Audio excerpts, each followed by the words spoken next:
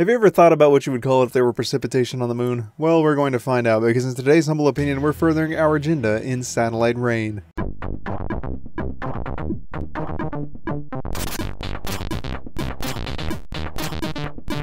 Satellite Rain is a real-time strategy game with an emphasis on stealth-based mechanics that was developed and published by 5 Live Studios. It's set in a dystopian cyberpunk future in which the wealthy elite have developed pseudo-immortality by way of uploading their consciousness from satellite uplinks into clones, which are made presumably by way of grinding up the undesirables of society for their genetic material. Sounds like a descendant of Jonathan Swift might have been invited to make a modest proposal addressing the issue of homelessness, only this time the satire was completely lost. I assume they're grinding people up, of course, because as the player, you take on the role of micromanaging a motley crew of third-wave feminists who declare not my ruling elite and proceed to wage a rebellion against the system by hypocritically using the very tactics they so vehemently disapprove of. Actually, I think you're supposed to be a rival technology corporation plotting a hostile takeover in which the innocents are just kinda caught up in the crossfire because the end supposedly justifies the means, but hey, who cares about facts when weaving your own narrative is just so much more fun. Really, I had a bit of a rough time writing the review for this one, mostly because the unfortunate fact of the matter is that the game is neither good enough to warrant my excitement and gushing praise, nor bad enough to draw out the passionate anger and frustration that drives my colorful language and ridiculous metaphors. Talking about it honestly felt like one of those old school assignments the teachers used to give me in high school. You know, the ones where you were tasked with writing 5,000 words describing the flavor of bread, so you end up having to fill time by going off on lengthy tangents full of bullshit just to meet some arbitrary quota and hope that sacrificing your moments of your precious life and fleeting bits of what remains of your innocent idealistic soul will appease the gods of your GPA just enough that you make it into a decent college before life molds you into a cynical asshole? Wait, no one got the bread paper?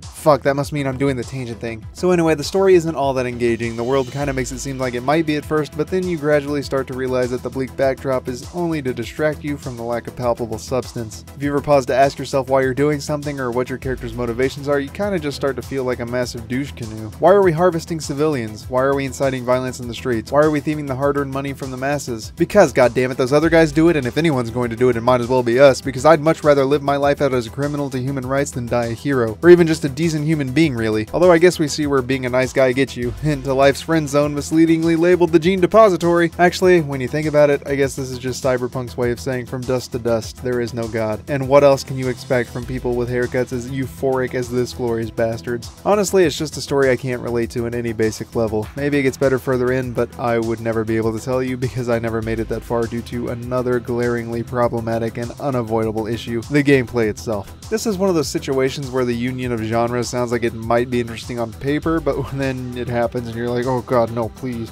just stop it. Please, no more. It's got all the negatives of both genres, but none of the benefits, like ordering chocolate and vanilla ice cream only to realize that it's flavored like the bark of the chocolate tree and the roots of the vanilla plant.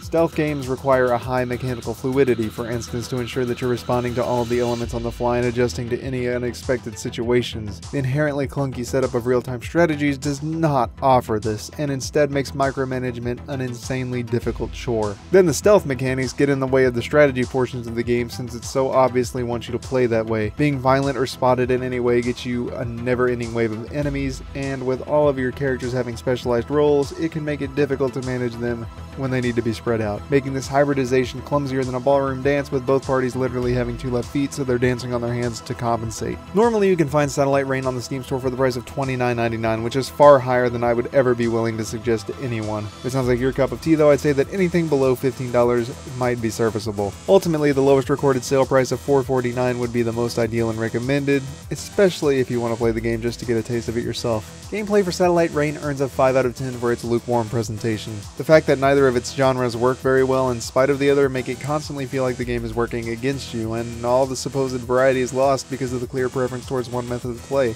Despite this, however, multiplayer sounds like it might work in theory. With everyone controlling one individual, the layers of strategy and stealth might just be able to shine. In terms of a single player campaign, however, it's just too convoluted to reasonably enjoy. Value scores considerably higher with an 8 out of 10. I have to give them credit where credit is due. The game looks absolutely fantastic, and Cyberpunk just isn't a style of universe we get to see too terribly often. Combine that with attempting to bring together 2 genres in an interesting way, and you've got yourself a pretty unique experience. The poor execution may sour that overall experience, but all of the issues aside, this is something new and quite a few people seem to enjoy it. And with the addition of multiplayer mode, many of the game's flaws might be entirely circumvented. It's just a shame that there's no quality compensation for the single players like me. With a composite score of 6.5, Satellite Rain earns a B-, a halfway decent experience for people with a passion for its themes, but a little clammy for the general audience.